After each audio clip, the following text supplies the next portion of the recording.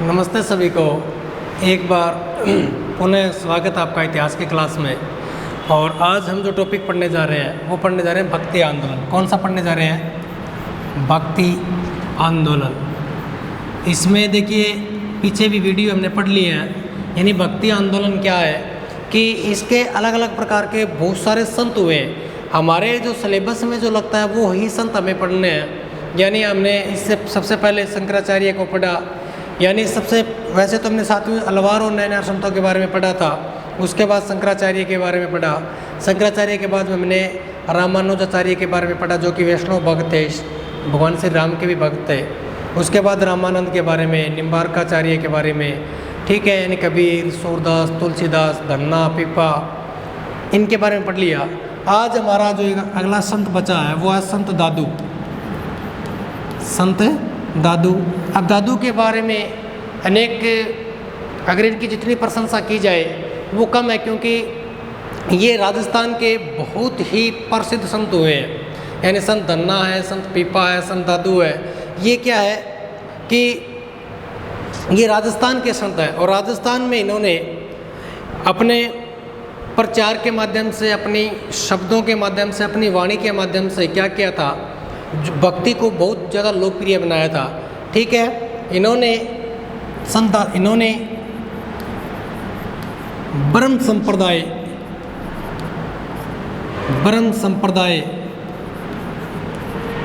व दादू पंथ चलाया। दादू पंथ चलाया। ठीक है, उसके बाद देखिए ये क्या करते थे, इन्होंने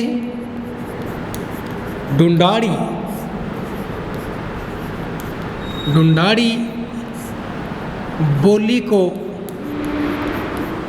बोली को अपनी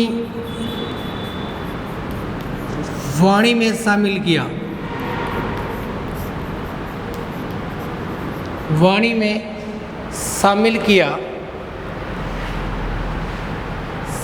किया। इनके जो उपदेश है, इनके उपदेश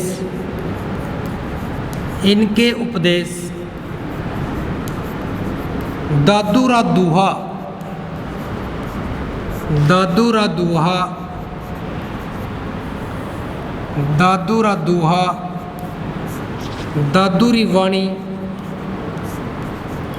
दादूरी वाणी ग्रंथों में संकलित है। ठीक है, इन्होंने यानी अकबर जो उसमें मुगल शासक था, यानी फतेहपुर सीकरी में, इन्होंने फतेहपुर सीकरी, जो कि अकबर वहाँ का राजा था उस समय, फतेहपुर सीकरी में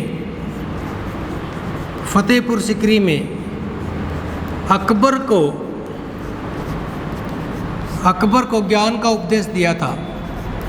ज्ञान का क्या दिया था? उपदेश दिया था। ठीक है, अब देखो पढ़ क्या रहे थे? भक्ति आंदोलन।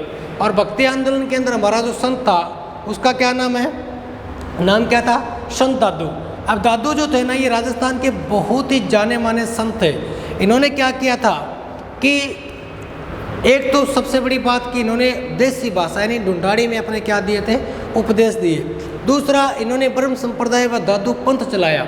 यानी जिससे इन्होंने क्या किया कि एक अलग अपना मत चलाया, जिस मत के अंदर जो व्यक्ति मांस, मदिरा या अन्य जो मोह माया से तृप्त थे उनको अलग किया, और जो सात्विक भाव से आत्मा को अजर व अमर मानकर और भगवान की भक्ति पर बल देते थे, उन लोगों के लिए एक अच्छा मार्ग निश्चित करने के लिए एक पंथ चलाया, जिसे क्या नाम दिया गया?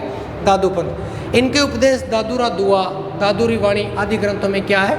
संकलित है। ठीक है, और इन्होंने बताते हैं कि जिस समय भारत में मुगलों का शासक था उस समय अपने उपदेश है वो किसको सुनाता है? ये अकबर को सुनाता है। और अकबर इनके जो शब्द थे, इनके जो ज्ञान की जो बातें थी उससे क्या होते हैं? प्रभावित होते हैं। ठीक है, अब देखिए आपको मैं एक और चीज़ बताता हूँ जिसका कई बार आपके मन में ये चीज़ें आती भी होगी। वो है कर्नाटक का वीर शैव परंपरा। कर्नाटक का वीर शैव ठीक है, कर्नाटक का वीर शैव। और इसका नेतृत्व किया था बासवन्ना ने। नेतृत्व किसने किया था? बासवन्ना ने। और ये शिव की पूजा करते हैं, शिव की आराधना, ठीक है। और वर्तमान में ये अन्य धर्म की मांग कर रहा है, अन्य धर्म की मांग कर रहा है।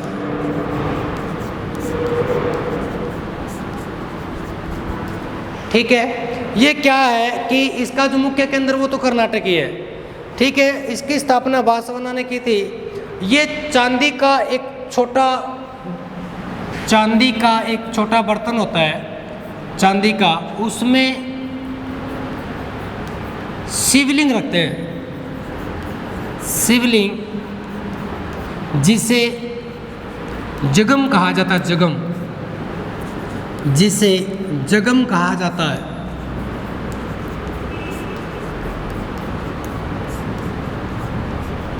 ठीक है, उसके बाद देखिए ये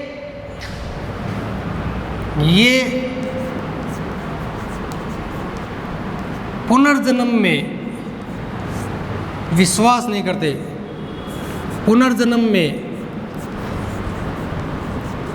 विश्वास नहीं करते, पुनर्जन्म में विश्वास नहीं करते हैं। ठीक है, और अपने आप को देखिए शिव के वीर के नाम से, ये शिव के वीर, यानी शिव भगवान जो शिव है उसके क्या है, ये शिव। और ये अपने आप को लिंगायत यानी लिंग को धारण करने वाले, लिंग को धारण करने वाले। अब इसकी पूरी की पूरी आप हिस्ट्री सुनो। देखिए क्या होता है कि आपने पीछे अभी शायद आपको सुना है कि नहीं सुना, मुझे तो पता नहीं, लेकिन टीवी में बहुत बार आपने सुना होगा कि जब कर्नाटक के जब चुनाव होते हैं, आपने सुना होगा सिद्धारमैया की सरकार गिर गई थी एक बार। ठीक है, वर्तमान में वहाँ पर 2 व्यक्ति या 3 व्यक्ति खड़े रहते हैं चुनाव में, येदियुरप्पा की सरकार या सिद्धारमैया की सरकार। और पीछे एक बार थोड़े दिन के लिए जो मुख्यमंत्री थे वो अन्य भी बन गए थे। तो देखिए कर्नाटक के अंदर क्या होता है, बेंगलोर के अंदर है, वहाँ पर एक समुदाय है जिसका नाम है वीर शैव, लिंगायत समुदाय, जिसे बोलते हैं लिंगायत समुदाय। क्या बोलते हैं उसको? लिंगायत समुदाय।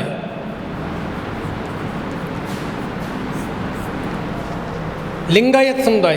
अब ये समुदाय क्या करता है कि ये समुदाय इनके क्या होते हैं, बड़े बड़े संत होते हैं, बड़े बड़े संत। वो क्या करते हैं कि अपने आप को शिव के वीर यानी भगवान शिव की बहुत बड़ी भक्ति करते हैं वो। और वो कहते हैं, ये देखिए बाकी तो सभी धर्मों में क्या होता है कि हमारे हिंदू धर्म में पुनर्जन्म में विश्वास किया जाता है। यानी हम कहते हैं कि अगर हम इस जन्म में अगर अच्छे कर्म करेंगे तो अगले जन्म में हमें क्या मिलेगा, अगले जन्म में हमें मोक्ष मिलेगा, या हम दोबारा अगर दूसरी योनि में जब निकल कर आएंगे तो हमारे को इस प्रकार से क्या होगा, फ़ायदा मिलेगा, ये मिलेगा। तो ये बातें सभी धर्मों में कही जाती है। ठीक है, लेकिन सिर्फ एक लिंगायत समुदाय ऐसा समुदाय है अपने हिंदू परंपरा में जो कि पुनर्जन्म में विश्वास नहीं करता। ये क्या करता है, ये कहता है कि इंसान को सिर्फ जीवन में एक ही बार क्या मिलता है, मौका मिलता है।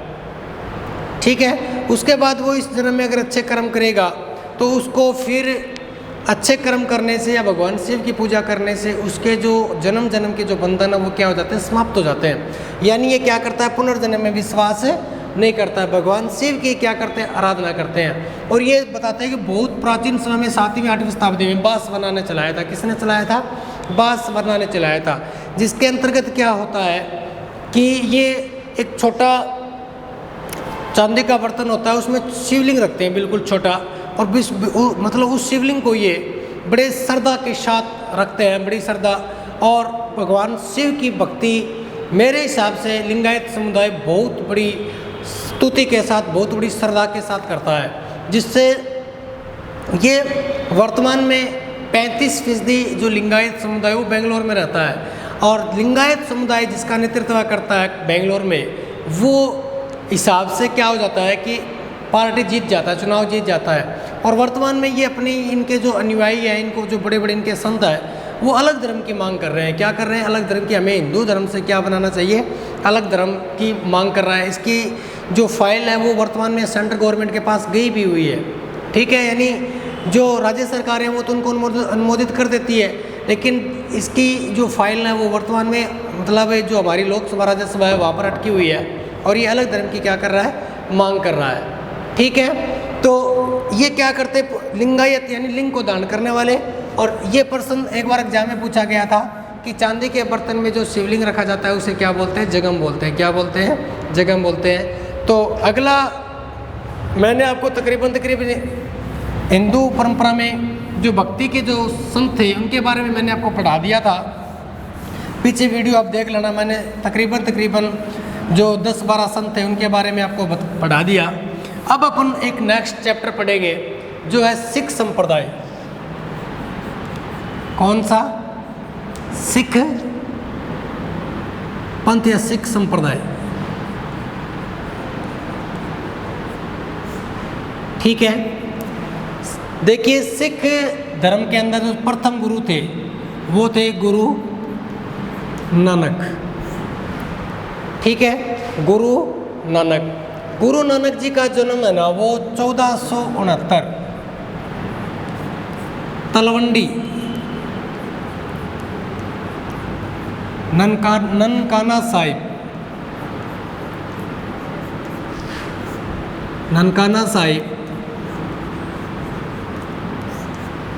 रावलपिंडी पाकिस्तान में होता है, पाकिस्तान। पिता का नाम कालू, वह माता का नाम तृप्ता देवी था, तृप्ता देवी। और इनकी जो पत्नी थी वो सुलक्षणी देवी थी, सुलक्षणी, ठीक है। इन्होंने क्या किया, जाति पाति ऊंच नीच आदि सबको खत्म करने के लिए, आदि सभी को खत्म करने के लिए, खत्म करने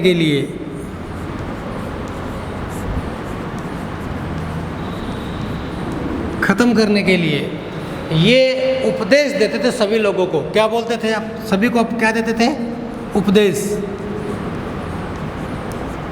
जिस स्थान पर उपदेश देते थे उसे बोलते थे धर्मशाल।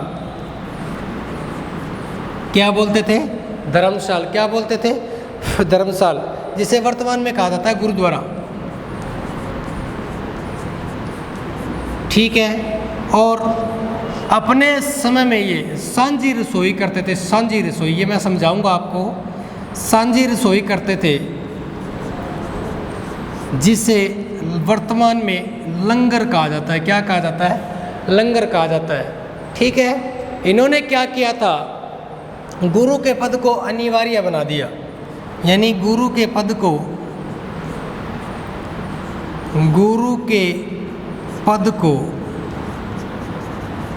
अनिवार्य बना दिया।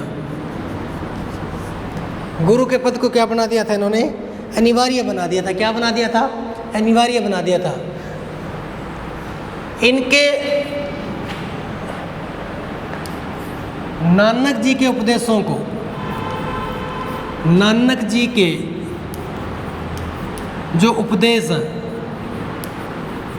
नानक जी के जो उपदेश है वो अर्जुन देव ने, पांचवा गुरु है अर्जुन देव, अर्जुन देव ने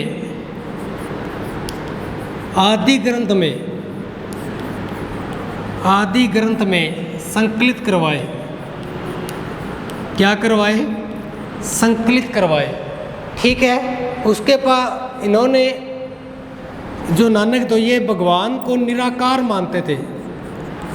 भगवान को क्या मानते थे? भगवान को निराकार मानते थे। क्या मानते थे?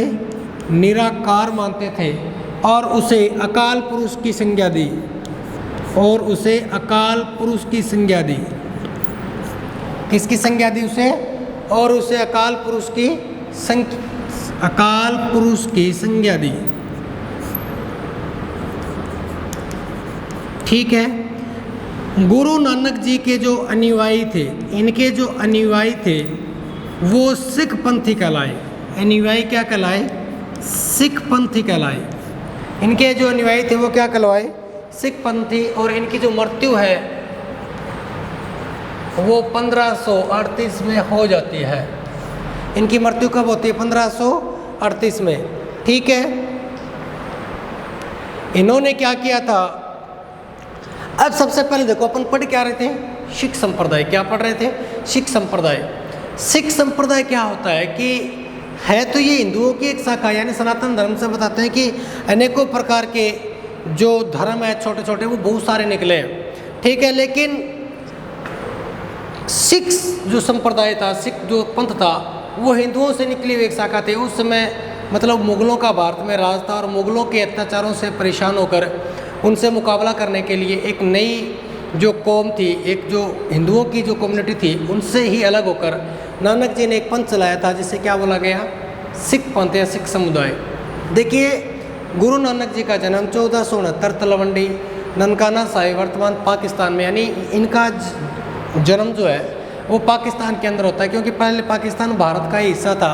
लेकिन 1947 में भारत जब आज़ाद होता है तो भारत और पाकिस्तान के जब दो टुकड़े हुए तो ये तलवंडी जो था वो किसके हिस्से में आ गया? पाकिस्तान के हिस्से में आ गया। जिसके कारण क्या हुआ कि वहाँ पर उस जगह को, तलवंडी को वर्तमान में ननकाना साहिब के नाम से जाना जाता है। ठीक है।